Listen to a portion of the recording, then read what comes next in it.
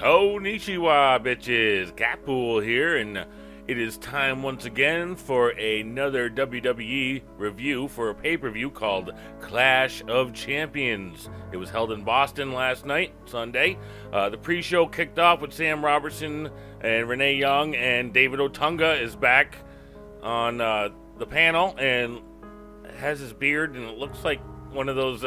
Actually, I heard King Ross say it looked like one of those magnet file games that used to play to put the beard on the guy's face. That's what it looked like. And I agree, yeah, it does. So let's get right into it. Pre-show match was Mojo Rawley versus Zack Ryder. As you know, they separated as being a team a few weeks back. Mojo's going the heel route. I actually like it. I didn't like them much as a team anyways, and every time they started getting a pop, they'd never get creative, wouldn't put them anywhere anyways. So quick attack by Zack Ryder to get a take on Mojo. Mojo eventually takes control, works his heel tactics. Zack takes a nasty fall from the top rope on the corner to the outside and takes a huge shoulder tackle to the outside barrier. Mojo trash talks a lot, and it's meh. It's not as good as, like, you know, Kevin Owens trash talking during the match, you know, who's definitely got that art down. Ryder makes a comeback. The crowd starts getting into it. Ryder hits two broski boots, gets a 2 count. Then Mojo gets a big chop block and hits the goodnight punch for the win. I'll give this. Well, it started out as like a 2.5 taco, but it ended up at 3.5 taco for me. Why? Here's why. I like Mojo as a heel. He has character, and if they let him go with it, he might actually get somewhere if they put him in the right storyline. But I think realistically, WWE creative will screw it up somehow. They are the Murphy's Law of life. If something can go wrong, they will make it go wrong. So, all right, so the next show opens up with Glorious. Big pop for the crowd for Bobby Roode as he makes his way down. Dolph Ziggler comes back out to the stopping the music halfway through on his entrance and to a silent audience, and even worse silent audience to Baron Corbin, who is the champ that holds the Intercontinental Championship. Or no, it's the U.S. Championship. Sorry about that. That's just the other show. Like I said, the big pop for Roode. So we get a good back and forth between all of them. Actually, they worked pretty good together. Corbin takes control for most of the middle of the match. We get a nice top rope blockbuster from Roode to Corbin. Ziggler hits a famouser on Roode for a 2 count, broken up by Corbin.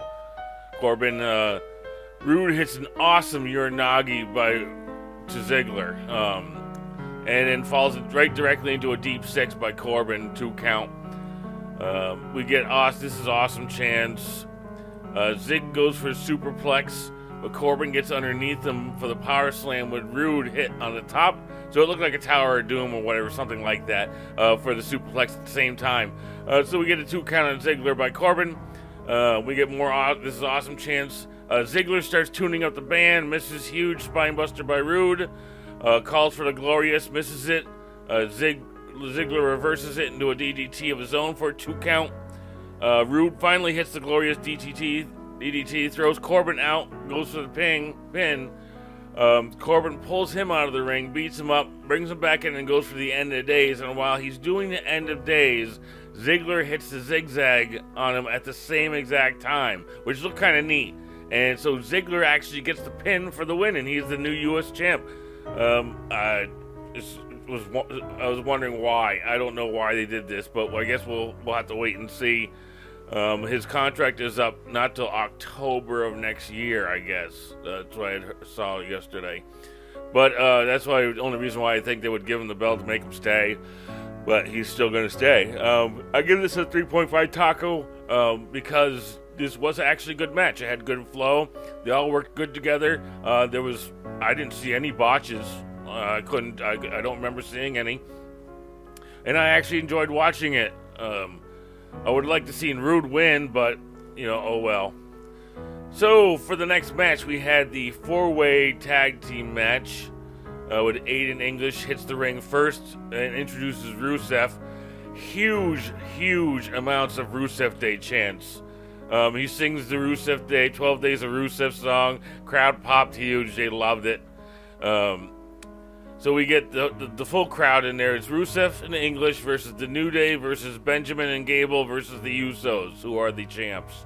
This match was so huge and fast and so many spots. I couldn't even begin to think about calling a play-by-play on this one. So much happened.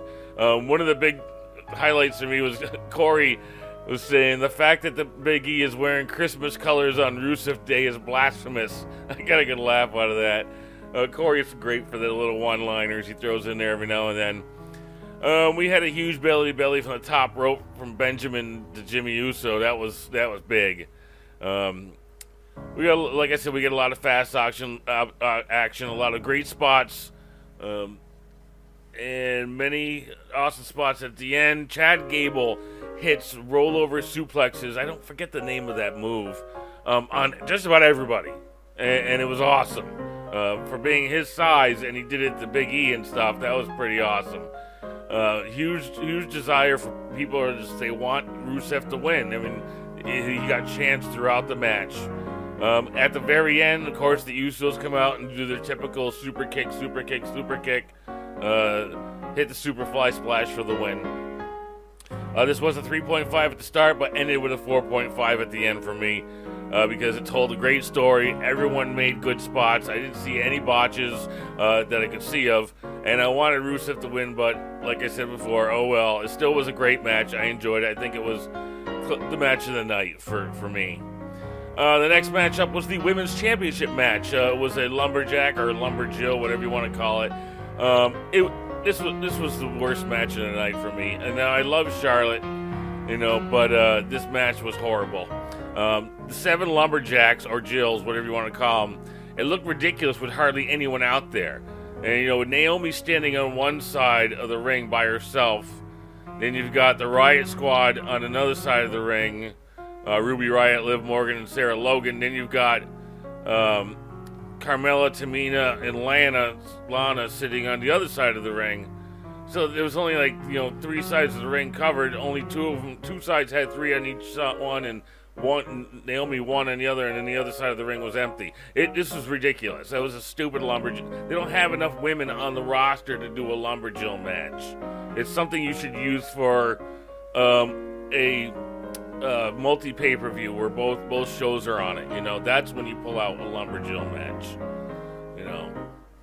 Anyway, so Natalya was out first, and Charlotte Flair, the champ, comes out after that. She gets a pretty good pop. Natty playing up her heel stuff like usual. Natty keeps on shoving Charlotte out to the side of the Riot Squad and Tamina and them guys so she can keep getting beat up so she doesn't have to do it her own work,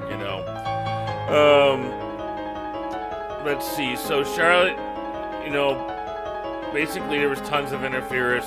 Charlotte ends up keeping the title, but took a beating by everyone.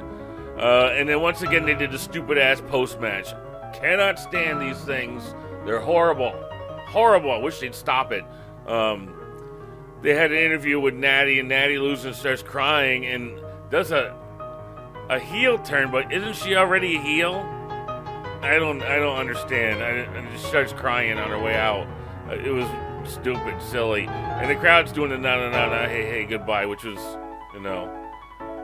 something you would see if somebody was actually quitting, but there was no mention of quitting at all, so it was weird. 2 taco, that's all it's getting from me, because I almost fell asleep in this match. Even though, like I said, I do love Charlotte, but man, this match was brutal. Okay, so next matchup was another one that I did not want to see. Fashion Police versus the Bludgeon Brothers. Now, I like both of these teams. 6 months of a storyline spent on a squash match that took about 2 minutes was bullshit to me. Bullshit. I hate that. It's ridiculous. There was a semi-okay pop for Breezango, silence for the Bludgeon Brothers. The crowd was silent throughout the whole match.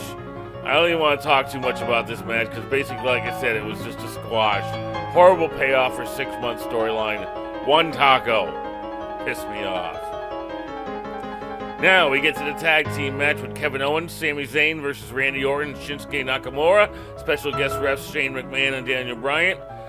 This match, physically the match wasn't that exciting. For me, the main part that made me like this match was the banter between Owens and Zayn and Shane and Daniel. Like Owens always yelling at them, and then the little playoff between the two refs and stuff like that. It's something the match was basically something you see on any SmackDown Live. Actually, Kevin Owens hit a big frog splash to Nakamura on the announcer table on the outside to a holy shit chance. We get a fuckery in the 3-count department. Daniel gets mad and does a fast count on Shane's half of the ring to let Owens and Zayn win the match. It looks like Daniel might be turning heel, but Shane's already a heel, so I'm confused.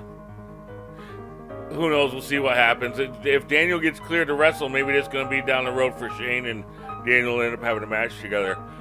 2.5. I give the ending a 3.5 because of the slick way that they pulled the fast 3-count with Daniel Bryan counting it.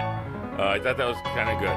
And I love the banter between Owens and Zayn with the refs and stuff like that. So, last match tonight, we get to WWE Championship title match.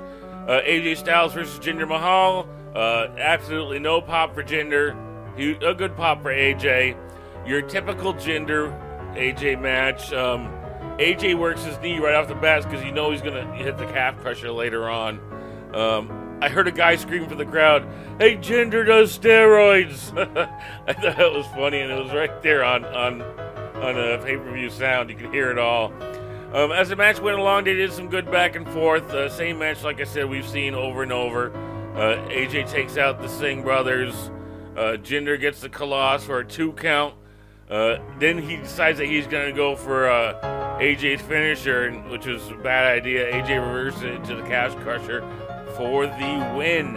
And still your champion is AJ Styles. So that was it, basically in a nutshell. Overall, I'll give that match about a 3 taco, I guess.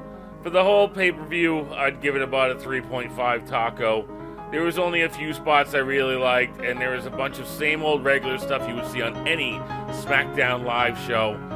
So with that saying, a couple shout-outs. I will give a shout-out to Anthony Missionary Thomas from Wrestling Soup. Check them out on Thursday nights at WrestlingSoup.com. He just did a recent interview with me, and you can check that video out in my list. It was a pretty nice video. I enjoyed it. Had a great time. Also, shout out to Joey Numbers, who works with Anthony Missionary Thomas on Wrestling Soup. I'd like to get him in an interview someday. And this, I'll see, WNC show, starring Johnny Florida, Old Man Jenkins, and Dave. They're on usually Wednesday nights at 8. You can find them out on their Facebook page, WNCshow.com also. And other than that, Don Tony, Kevin Castle show Monday nights after Raw, and all these guys have other shows too, so just check into their stuff. They're enjoyable to listen to and stuff. So other than that, I am Catpool. I am tired from this boringness of WWE. Creative sucks with 20 people writing.